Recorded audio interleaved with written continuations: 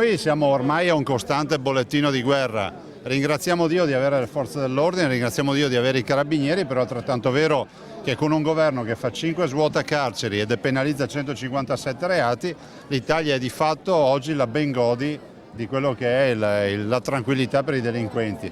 Ormai la legge difende i delinquenti, non difende i cittadini onesti. Prima uscita a Padova da neo rieletto governatore del Veneto. Luca Zaia sceglie la festa per i 201 anni dell'Arma dei Carabinieri e parla di sicurezza. Per contrastare i reati, soprattutto furti e rapine, Zaia propone 2 interventi immediati: convocare il Parlamento e inasprire le pene. Se le carceri sono piene, si abbia il coraggio ad esempio di utilizzare quelle che abbiamo realizzato e sono vuote, ricordiamoci che abbiamo anche carceri incompiute vuote, e dopodiché se mancano ancora celle abbiamo un bel sacco di immobili spersi nelle campagne, qualche isola anche qui in Veneto che potremmo utilizzare per fare dei bei centri per i carcerati. Intanto c'è curiosità di conoscere la nuova squadra di governo della regione. Luca Zaia attende dalla Corte d'Appello di Venezia la conferma degli eletti al Consiglio regionale. Solo dopo potrà ragionare sulla formazione della sua nuova giunta. Qualche idea ce l'ho, vedremo di fare una giunta che sia competitiva, che sia assolutamente fatta di persone che hanno professionalità e soprattutto operatività, perché i veneti ci dicono ogni istante: adesso andate avanti pancia a terra perché non avete ali.